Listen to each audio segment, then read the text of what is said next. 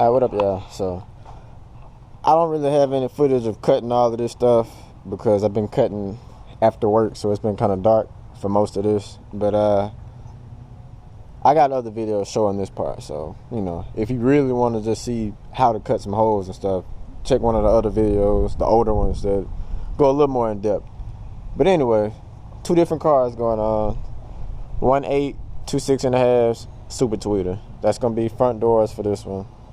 This one is doing 3 6.5s, and it's also going to be a TV up in this top part, which is what I'm drawing out here. So I'm going to go ahead and cut this out, cut out a copy, and then router the duplicate for that.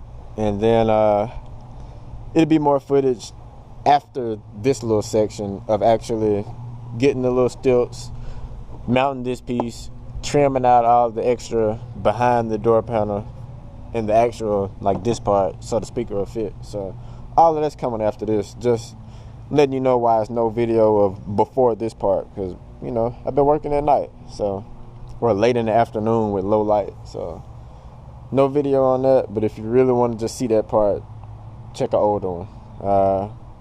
You know, it's in the playlist on the side, so check that out. Like, even with, it's real in depth on the doors I did for that one, so if you can follow that one, you'll understand this one. But let me go ahead and cut out this this TV mount, and yep, I'll be back when I'm ready to start cutting this door panel up. Alright, back from all of that. So I got the TV mounts cut out, rough cut them, so it's not exactly the shape I need, but this one for the most part is. So if you haven't watched another video, I'm gonna put it on the router and make a perfect copy of this piece to both of these. So you just trace out where you want it. Double-sided foam tape. The foam tape, not 3M tape. So this is this works better for this type of application. But put your tape on. Yeah, so once you get all of this peeled off, you'll be ready to put the first copy on top of this one. And I'll kind of explain how this works. But anyway, okay, so you lay this piece down in the exact spot where you wanted it, which mine should line up with the, everything over here should line up. This should line up, because I made this off of the actual end piece of the board. So this line and this line should match up perfect. Alright, so you can see the traced lines on that bottom piece. You'll have some extra overhanging on the edges, which is what you want.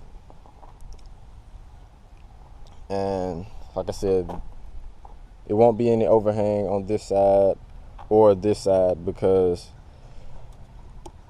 that was made off of the edge of the actual board. So this part should be a perfect fit. If I can line it up right with one hand. Alright, so that lines up. Everything lines up for the most part. There we go.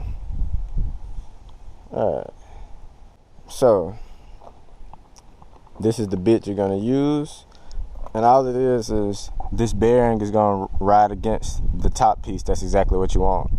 And this little blade is going to trim the bottom piece to match the shape of the top. So and this sits in the table like so. So you just cut along like so.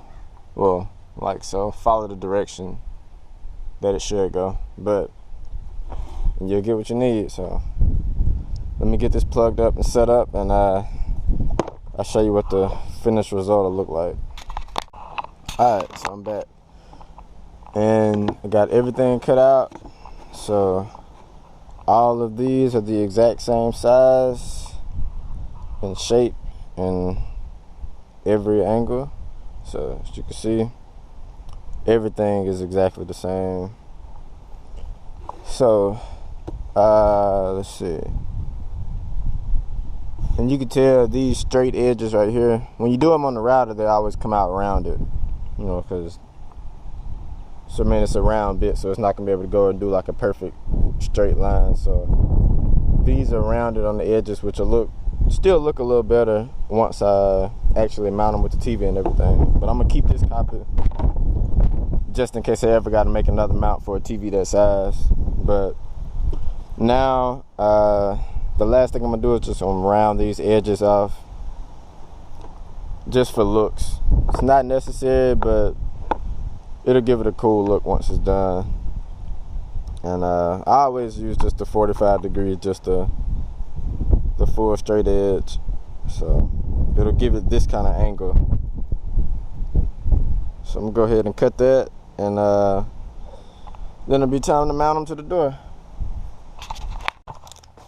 Alright, so I'm back. I already got the hose cut out on this one. So now it's time to cut the hose out on this one. And all I did was put the template where I wanted it.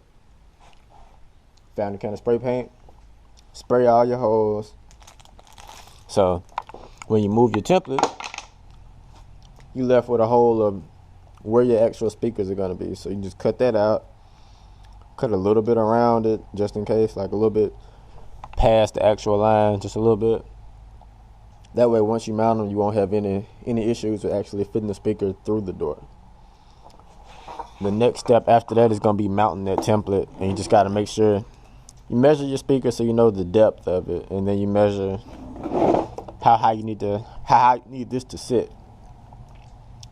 Mount some little pieces of wood under that, get it to the right height. But I'm gonna go ahead and cut this out, and we'll talk about that later. But I'm gonna go ahead and cut this out. Alright, so where am I at? Okay, I got these. Wood is mounted on both of these black ones.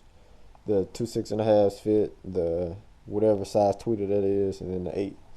So I just use hot glue. So hot glue gun. I've had this for years, so a couple dollars, and then you set for as long as this thing will still heat up. But I just hot glued the edges here. Same thing here. And this side, you actually might can see it a little better on this one, but hot glue, and the other spot at the bottom. And all of this is just to anchor it down. Hot glue down here.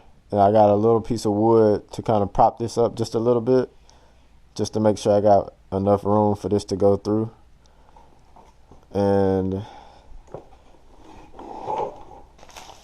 this is what I use for that.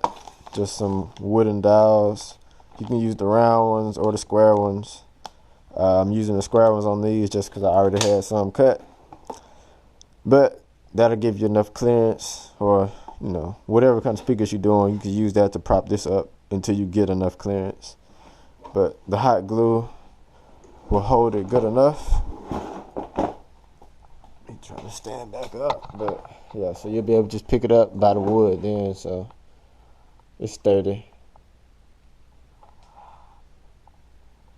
There we go. So now the only thing left is to actually get the fiberglass going. And I might try to do these with foam. I'm not sure yet, but I've been seeing a lot of people do the 2-part foam and all of that, so I might try that out on this one. I don't know yet, but I still got to mount these for these doors, so I'm going to go ahead and get these mounted. And yep, so when I come back, I'll either be doing the foam or wrapping this fleece, so stay tuned.